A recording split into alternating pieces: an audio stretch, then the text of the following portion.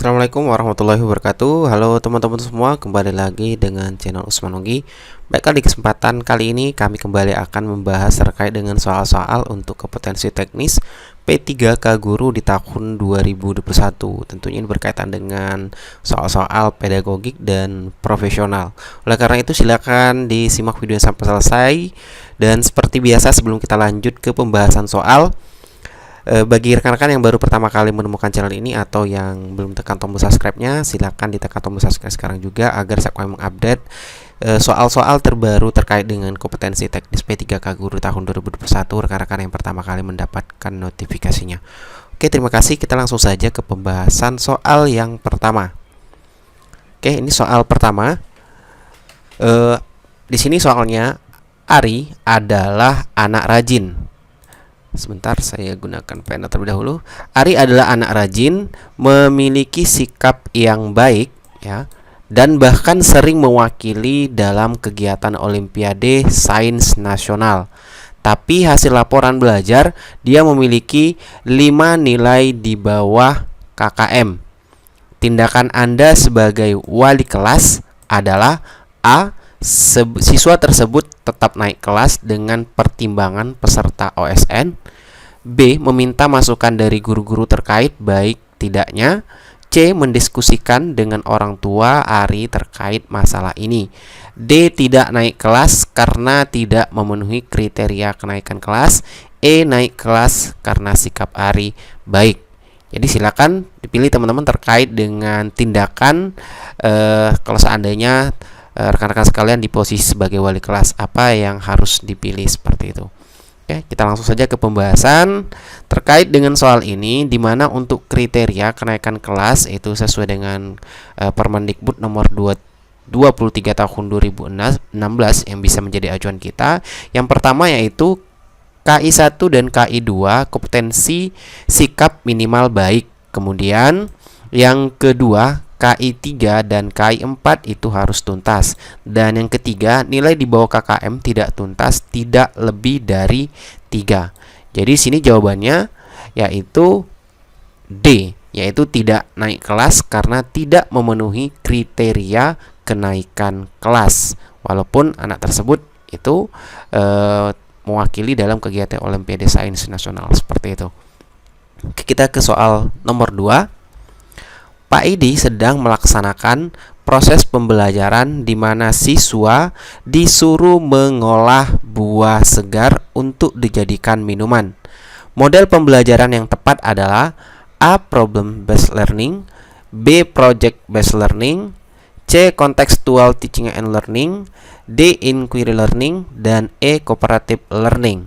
Jadi di sini rekan-rekan sekalian harus paham semua terkait dengan model-model pembelajaran sehingga nanti dalam soal yang keluar teman-teman bisa langsung mengetahui jawabannya seperti itu. Nah, kita bahas langsung soalnya rekan sekalian, di mana untuk soal ini yaitu problem based learning merupakan pembelajaran yang berbasis masalah. Project based learning itu merupakan tugas proyek dan bimbingan terencana. Sedangkan untuk contextual teaching and learning merupakan pembelajaran diarahkan ke masalah nyata. Sedangkan untuk inquiry learning itu merupakan menemukan konsep sendiri, dan untuk cooperative learning merupakan kerja sama kelompok. Jadi jawabannya di sini adalah contextual teaching and learning, ya. Ini sesuai dengan konsep yang sudah dijelaskan dalam contextual teaching dan learning. Oke, soal yang ketiga. Dalam pembelajaran di kelas terdapat 2 siswa. Anda yang berkebutuhan khusus, ya. Pembelajaran apa yang tepat dilakukan dalam menghadapi kondisi ini? A. Menyuruh anak itu mengerjakan soal ke depan dan membimbingnya. B. Membagi kelompok diskusi. C. Melakukan pembimbingan di tempat duduk mereka. D. Mengelompokkan dengan siswa pintar agar ikut terimbas. E. Memisahkan kedua siswa dengan siswa normal lainnya dengan perlakuan berbeda. Jadi di sini teman-teman, kalau seandainya ada soal seperti ini, tentunya yang harus salah satu penanganan anak berkebutuhan khusus itu adalah anak yang berkebutuhan khusus memerlukan dukungan ekstra atau guru pendamping yang duduk bersamanya seperti itu, sehingga jawabannya adalah C, yaitu melakukan pembimbingan di tempat duduk mereka. Oke, kita lanjut ke soal nomor 4. Dalam mengawali pelajarannya, Pak Ali merumuskan pertanyaan, mengumpulkan data informasi. Pertama, merumuskan pertanyaan, mengumpulkan data informasi dengan berbagai teknik, mengasosiasi atau menganalisis, mengolah data informasi dan menarik kesimpulan, serta mengkomunikasikan hasil yang terdiri dari kesimpulan untuk memperoleh pengetahuan, keterampilan, dan sikap. Langkah yang dilakukan oleh Pak Ali itu merupakan bagian dari model pembelajaran. Tentunya di sini kita harus mengetahui model-model pembelajaran: A. Portofolio, B. Scientific, C. Penemuan, D. Autentik, dan E. Kontekstual. Jadi pembahasannya adalah scientific learning, yaitu dimana untuk scientific learning ini dimana untuk prosesnya yaitu mengamati, menanya, pengumpulan informasi atau eksperimen, mengasosiasikan atau mengolah informasi, dan mengkomunikasikan. Sehingga jawabannya adalah B, yaitu scientific. Oke, kita lanjut ke soal nomor 5. Dalam mengawali pelajarannya, Pak Maman Nendar menyampaikan suatu permasalahan guna menggugah dan menimbulkan penasaran para siswanya. Langkah tersebut bertujuan untuk mendorong para siswa agar mau mengembangkan kreativitasnya. Langkah yang dilakukan Pak Maman Nendar itu merupakan bagian dari model pembelajaran: A. Portofolio, B. Scientific, C. Discovery Learning, D. Authentic, C. Contextual Teaching and Learning. Jadi di sini jawabannya adalah sesuai dengan pembahasan. Pembelajaran discovery learning adalah pemberian rangsangan atau stimulation, pernyataan atau identifikasi masalah atau problem statement, pengolahan data proses pembuktian atau verifikasi, dan menarik simpulan atau generalization atau generalisasi. Sehingga jawabannya adalah discovery learning. Oke, kita lihat nomor selanjutnya, nomor 6, soal nomor 6. Pak Bejo adalah guru PKN di sekolah Mekar Indah. Dia tinggal di desa Mangunharjo. Siska adalah tetangga dari Pak Bejo. Setiap pembagian hasil evaluasi, Siska selalu diberi nilai 85 oleh Pak Bejo. Sementara Rudi, siswa yang paling pintar di kelasnya, hanya mendapat 80. Dari kasus di atas artinya Pak Bejo tidak melaksanakan prinsip penilaian: A. Adil, B. Objektif, C. Menyeluruh, D. Sistematis, E. Beracuan kriteria. Jadi di sini berdasarkan dari soal ini penjelasannya atau pembahasannya, objektif itu berarti penilaian didasarkan pada prosedur dan kriteria yang jelas, tidak dipengaruhi subjektivitas penilai. Adil itu berarti penilaian tidak menguntungkan atau merugikan peserta didik karena berkebutuhan khusus serta perbedaan latar belakang agama, suku, budaya, dan lain-lain. Sehingga jawabannya adalah yang B, yaitu yang objektif, yaitu prinsip penilaian objektif. Kemudian soal yang ketujuh. Pagi ini penyerahan raport untuk siswa SD Mekarsari. Bu Neni adalah guru kelas di SD tersebut.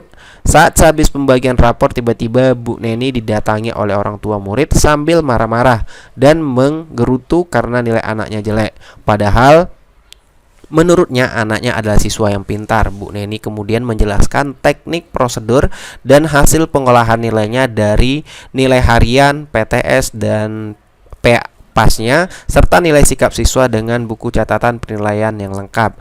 Dan akhirnya orang tua siswa tersebut dapat mengerti bahwa nilai anaknya memang sesuai dengan fakta. Dengan demikian Bu Neni telah melakukan prinsip penilaian.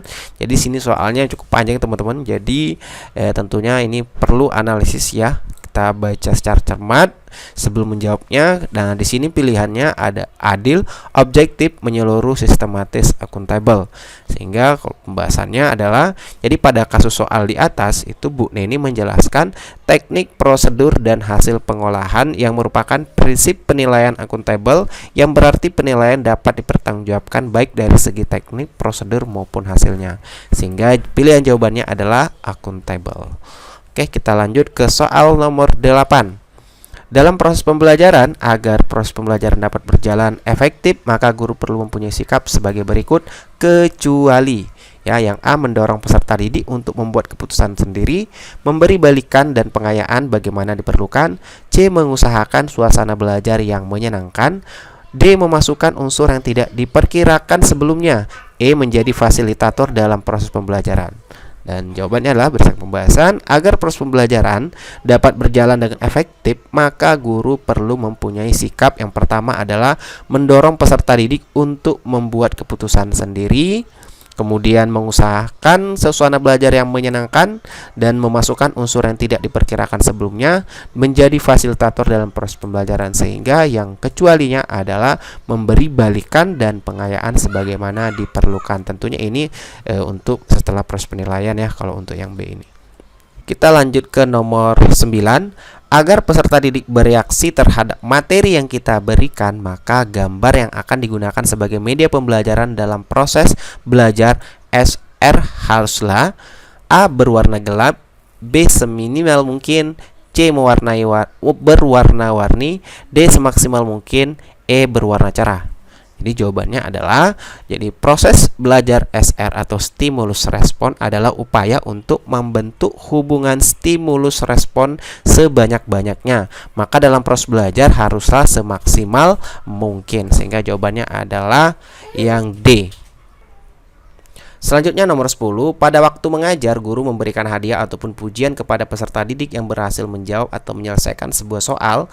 Dalam perihal ini, guru menerapkan teori belajar A. Classical conditioning, kemudian B. connection, kemudian C. behavior, kemudian D. operant conditioning, dan E. problem solving. Jadi di sini jawabannya adalah teori connection atau adalah salah satu teori belajar yang berasal dari aliran behavior, di mana behaviorisme di sini sendiri adalah salah satu aliran dalam psikologi yang pada dasarnya menaruh perhatian pada berbagai aspek perilaku manusia yang dapat diamati dan diukur, sehingga jawabannya adalah connection ya. Oke, itulah terkait dengan 10 soal yang dapat kami bagikan. Semoga soal-soal yang sudah kita bahas ini dapat membantu rekan-rekan sekalian tentunya dalam seleksi kompetensi P3K. Oke, itulah yang dapat kami sampaikan.